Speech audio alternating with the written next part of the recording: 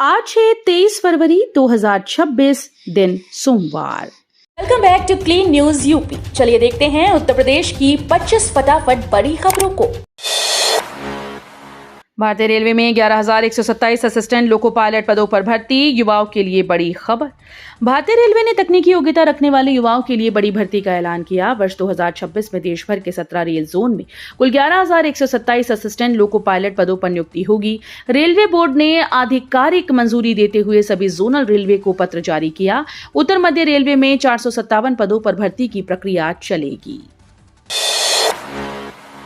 UP Singapore साझेदारी से खुलेगा अरबों के निवेश और रोजगार का रास्ता। उत्तर प्रदेश के मुख्यमंत्री योगी आदित्यनाथ आज से 24 फरवरी 2026 तक सिंगापुर दौरे पर हैं। इस यात्रा का मकसद यूपी और सिंगापुर के बीच आर्थिक सहयोग, संस्थागत साझेदारी और विभिन्न क्षेत्रों में निवेश बढ़ाना है। मुख्यमंत्री सिंगापुर के प्रधानमंत्री लॉरेंस वोंग, विदेश मंत्री डॉक्टर विवियन बालकृष्णन और राष्ट्रपति थर्मन शनमुगरत्नम से मुलाकात करेंगे। माना जा रहा है कि ये दौरा यूपी में विदेशी निवेश, टेक्नोलॉजी ट्रांसफर और रोजगार सृजन के नए अवसर खोलेगा। होली पर यात्रियों को बड़ी राहत, दिल्ली से प्रयागराज के लिए स्पेशल बसेस का ऐलान। होली के त्योहार पर घर जाने वाले यात्रियों की सुविधा के लिए उत्तर प्रदेश राज्य सड़क परिवहन निगम ने विशेष बसेस चलाने का फैसला लिया। ये होली स्पेशल बसेस 28 फरवरी से 9 मार्च 2026 तक दिल्ली से प्रयागराज, वाराणसी, लखनऊ और अन्य प्रमुख शहरों के लिए चलाई जाएंगी। हर साल बड़ी संख्या में उत्तर प्रदेश और बिहार के लोग काम के सिलसिले में दिल्ली में रहते हैं। त्योहार के समय ट्रेन में टिकट न मिलने या छुट्टी की समस्या के चलते कई लोग घर नहीं जा पाते। पीएम मोदी ने नमो भारत मेरठ मेट्रो को दिखाई हरी झंडी, शहर को दी 12,000 करोड़ की सौगात। प्रधानमंत्री नरेंद्र मोदी ने शताब्दी नगर नमो भारत स्टेशन पर मेरठ मेट्रो और नमो भारत ट्रेन को हरी झंडी दिखाई। यहां से PM Modi Meerut south station तक मेट्रो की सवारी करेंगे। प्रधानमंत्री मेरठ में लगभग 12,930 करोड़ की अलग अलग विकास परियोजनाओं का उद्घाटन करेंगे और देश को उन्हें समर्पित करेंगे। उत्तर प्रदेश के सीएम योगी आदित्यनाथ ने पीएम मोदी का स्वागत करते हुए ट्वीट किया कि प्रधानमंत्री नरेंद्र मोदी का क्रांति धरा मेरठ में दिल से स्वागत और अभिनंदन, जो 1.45 अरब भारतीयों के जीवन को आसान, सरल और सहज बनाने के लिए लगातार काम कर रहे हैं। बरेली पीलीभीत हाईवे पर टोल आधा, हजारों वाहन चालकों को बड़ी राहत। बरेली पीलीभीत हाईवे पर टोल टैक्स में 50% की कटौती कर दी गई। केंद्रीय सड़क परिवहन और राजमार्ग मंत्रालय की अधिसूचना के बाद लागू हुए नए नियमों से रोजाना गुजरने वाले करीब 9,000 वाहन स्वामियों को सीधा फायदा मिलेगा। जिन राष्ट्रीय राजमार्गों पर पुल, सुरंग, फ्लाईओवर या एलिवेटेड रोड जैसी संरचनाएं हैं, वहां टोल शुल्क घटाया गया है। अखिलेश का डिप्टी सीएम को ऑफर, 100 विधायक लाओ, 1 हफ्ते के लिए सीएम बन जाओ। समाजवादी पार्टी के राष्ट्रीय अध्यक्ष अखिलेश यादव ने प्रदेश के दोनों डिप्टी सीएम को खुला ऑफर देते हुए सियासी हलचल तेज कर दी। गोरखपुर में इलाज के दौरान कथित लापरवाही से 19 लोगों की आंखों की रोशनी जाने के मामले पर सरकार को घेरते हुए उन्होंने कहा कि हम अपना ऑफर दोहराते हैं, 100 विधायक लेकर आओ और मुख्यमंत्री बन जाओ। जो 100 विधायक साथ लाएगा वो 1 हफ्ते के लिए सीएम बनेगा। उनके इस बयान से प्रदेश की राजनीति गर्मा गई है।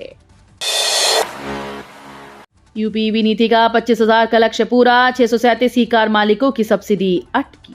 उत्तर प्रदेश में इलेक्ट्रिक वाहनों को बढ़ावा देने के लिए शुरू की गई ईवी नीति का 25,000 चार पहिया वाहनों पर सब्सिडी देने का लक्ष्य पूर्ण हो गया है। सरकार ने प्रति वाहन 1 लाख रुपए की सब्सिडी तय की थी, लेकिन अब बजट खत्म होने के बाद नई सब्सिडी पर रोक लगा दी गई। सबसे ज्यादा पंजीकरण गौतम बुद्ध नगर में हुआ, जहां करीब 4,500 ई कारें रजिस्टर हुई। इनमें से 637 वाहन मालिक अब भी सब्सिडी के इंतजार में विभागीय दफ्तरों के चक्कर काट रहे हैं। मायावती का बड़ा बयान, बिकाऊ लोगों को बहुजन समाज नहीं करेगा माफ। लखनऊ में बसपा कार्यकर्ताओं को संबोधित करते हुए मायावती ने तीखा संदेश दिया। उन्होंने कहा कि जो लोग स्वार्थ में बिक गए उन्हें बहुजन समाज कभी माफ नहीं करेगा। मायावती ने कहा कि ऐसे लोग बसपा की बदौलत आगे बढ़े, लेकिन जब वे पार्टी के नहीं हुए तो समाज के भी नहीं हो सकते। माल एवेन्यू स्थित पार्टी कार्यालय में हुई बैठक में राज्यवार प्रगति रिपोर्ट ली गई। कार्यकर्ताओं से तन, मन और धन से पार्टी को मजबूत करने और संगठन को जमीनी स्तर पर सक्रिय करने की अपील की गई।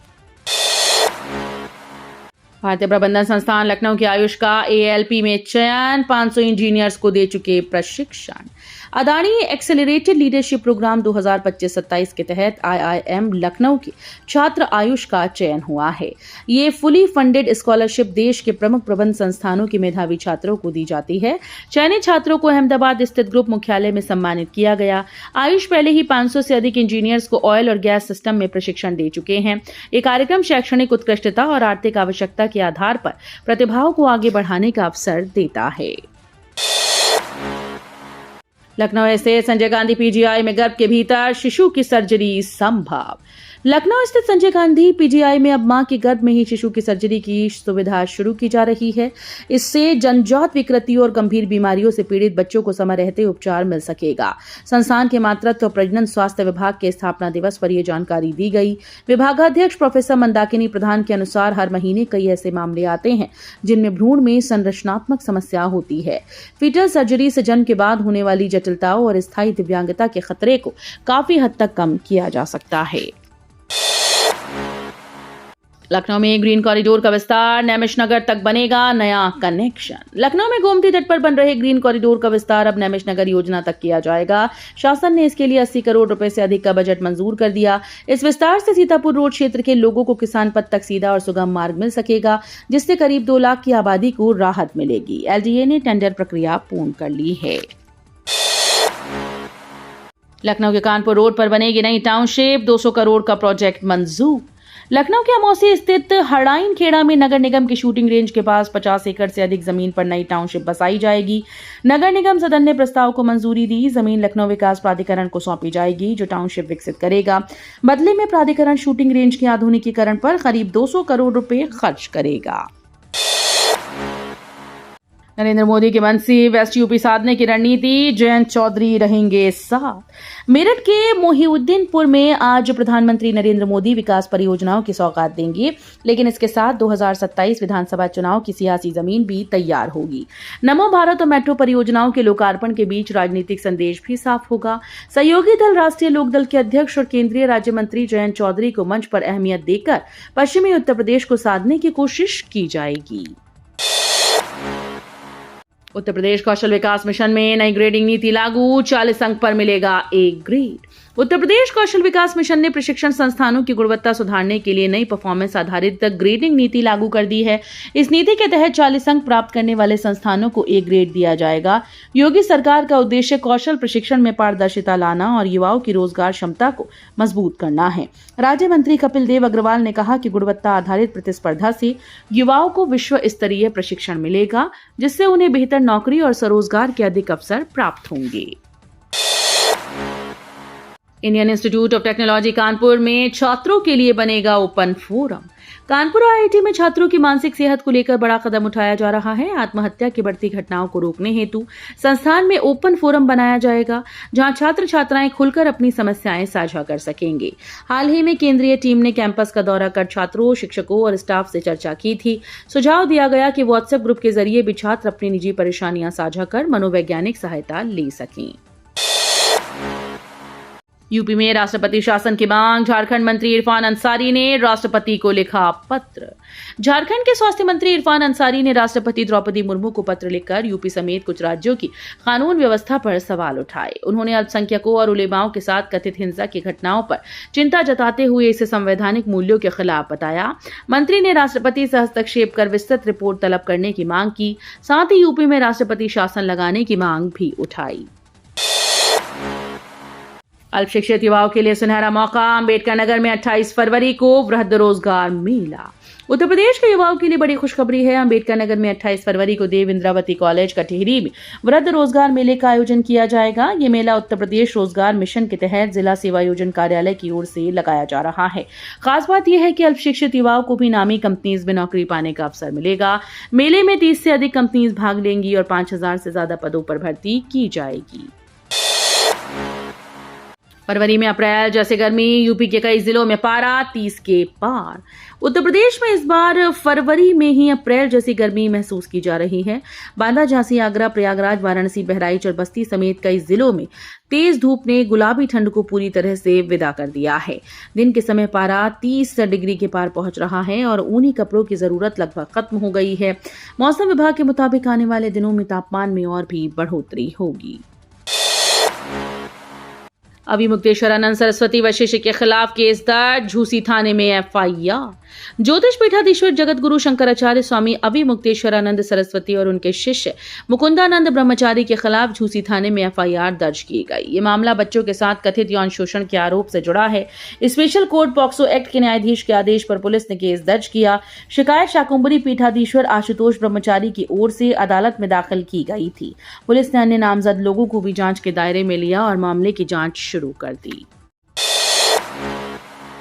बरेली में सिटी मजिस्ट्रेट आवास पर 23 लाख का बिजली बकाया, आरसी जारी। बरेली के एडीएम कंपाउंड में स्थित सिटी मजिस्ट्रेट आवास एक बार फिर से चर्चा में है। बिजली निगम ने आवास पर करीब 23 लाख रुपए का बकाया बिल बताया। वाणिज्यिक अधिशासी अभियंता की ओर से भू राजस्व के रूप में वसूली के लिए पत्र भेजा गया, जिसके बाद जिला प्रशासन ने आरसी जारी कर दी। इस कार्यवाही से प्रशासनिक हलकों में हलचल मच गई। अब देखना होगा कि बकाया राशि की वसूली किस तरह और कब तक पूरी की जाती है। आज यात्री ध्यान दें, कुर्बानी के लिए करवाना होगी ऑनलाइन बुकिंग, नए नियम का सर्कुलर जारी। हज कमेटी ऑफ इंडिया ने कुर्बानी संबंधी महत्वपूर्ण सर्कुलर जारी कर दिया है। सर्कुलर के अनुसार सऊदी अरब सरकार ने यह अनिवार्य किया कि हज के दौरान कुर्बानी के जानवर की खरीद केवल नुसुक मसार पोर्टल पर उपलब्ध आधिकारिक अदाही प्रोजेक्ट के माध्यम से ही की जाएगी। किसी भी निजी या अनाधिकृत माध्यम से कुर्बानी की अनुमति नहीं होगी। यूपी की कंपनीज को दलालों से मिलेगी मुक्ति, श्रम विभाग ने बनाया सिस्टम। यूपी की कंपनीज को जल्दी दलालों से मुक्ति मिल जाएगी। श्रम विभाग कंपनीज को इंस्पेक्टर राज दलालों से मुक्त कराएगा। इसके लिए एक ऐसा सिस्टम श्रम विभाग मुख्यालय ने तैयार किया है, जिससे कंपनीज को दलालों के चक्कर नहीं लगाने होंगे। श्रम विभाग से जुड़े कागजात और नोटिस के जवाब तैयार कराने के लिए विभाग एसोसिएट्स का सिस्टम लाने जा रहा है।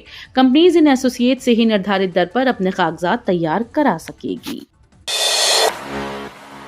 होली स्पेशल बीबीएसआर, यूपी बिहार जाने वाली ट्रेन में लंबी वेटिंग। होली के त्योहार से पहले घर लौटने की होड़ में यूपी बिहार बंगाल जाने वाली ट्रेन में जबरदस्त भीड़ उमड़ पड़ी। अधिकांश एक्सप्रेस ट्रेन में सीटें फुल हो चुकी हैं और कई में वेटिंग टिकट भी उपलब्ध नहीं। गुड़गांव से सीधी ट्रेन कम होने के कारण यात्री दिल्ली से रिजर्वेशन करा रहे हैं, लेकिन वहां से चलने वाली ट्रेन में भी लंबी वेटिंग चल रही है। मजबूरी में यात्रियों को जनरल डिब्बों में सफर करना पड़ सकता है या फिर बसेस का सहारा लेना पड़ेगा। अखिलेश यादव का दोहरा हमला, योगी पर टिप्पणी, शंकराचार्य मामले में सरकार पर सवाल। समाजवादी पार्टी अध्यक्ष अखिलेश यादव ने मुख्यमंत्री योगी पर तीखा हमला बोलते हुए कहा कि केवल भगवा वस्त्र पहनने से कोई सच्चा योगी नहीं बन जाता। उन्होंने सीएम के जापान दौरे पर भी सवाल उठाए और उप मुख्यमंत्रियों को 100 विधायक लाने की चुनौती दी। वहीं शंकराचार्य के खिलाफ दर्ज एफआईआर को लेकर अखिलेश ने सरकार पर निशाना साधते हुए कहा कि 20 साल पुराना मामला अपमानित करने के लिए उठाया गया। बयान से प्रदेश की सियासत गर्मा गई है। आजमगढ़ में ओपी राजभर ने किया शक्ति प्रदर्शन, बोले ये 2027 का चुनावी शंखनाद। अहिरौला इलाके के जनता इंटर कॉलेज परिसर में सुहेल देव भारतीय समाज पार्टी के राष्ट्रीय अध्यक्ष और उत्तर प्रदेश सरकार में कैबिनेट मंत्री ओम प्रकाश राजभर ने महारैली का आयोजन किया। इस रैली में मंच पर करीब 200 ब्राह्मण की उपस्थिति रही। रैली के बाद ओम प्रकाश राजभर ने इसे 2027 का चुनावी शंखनाद बताया। दरअसल आजमगढ़ के बहाने पूर्वांचल में सुहेल देव भारतीय समाज पार्टी के राष्ट्रीय अध्यक्ष ओम प्रकाश राजभर शक्ति प्रदर्शन करना चाह रहे हैं। इसी को लेकर जनता इंटर कॉलेज के परिसर में उन्होंने सामाजिक समरसता महारैली का आयोजन किया। सुपर 8 में टीम इंडिया ढेर 76 रन से दक्षिण अफ्रीका की बड़ी जीत। T20 वर्ल्ड कप के सुपर 8 मुकाबले में भारत को दक्षिण अफ्रीका के खिलाफ 76 रन से करारी हार झेलनी पड़ी। 188 रन के लक्ष्य का पीछा करते हुए भारतीय टीम 18.5 ओवर में सिर्फ 111 रन पर सिमट गई। शुरुआत से ही विकेट्स का पतन जारी रहा और टीम दबाव से उबर नहीं पाई। शिवम दुबे ने 42 रन बनाकर संघर्ष जरूर किया, लेकिन उन्हें कोई बड़ा साथ नहीं मिला। दक्षिण अफ्रीका के लिए मार्को जॉनसन ने 4 विकेट लेकर मैच का रुख पूरी तरह से बदल दिया। तो ये थी आज की 25 फटाफट बड़ी खबरें। अगर आपको न्यूज पसंद आई हो तो वीडियो को लाइक और शेयर जरूर करें। धन्यवाद।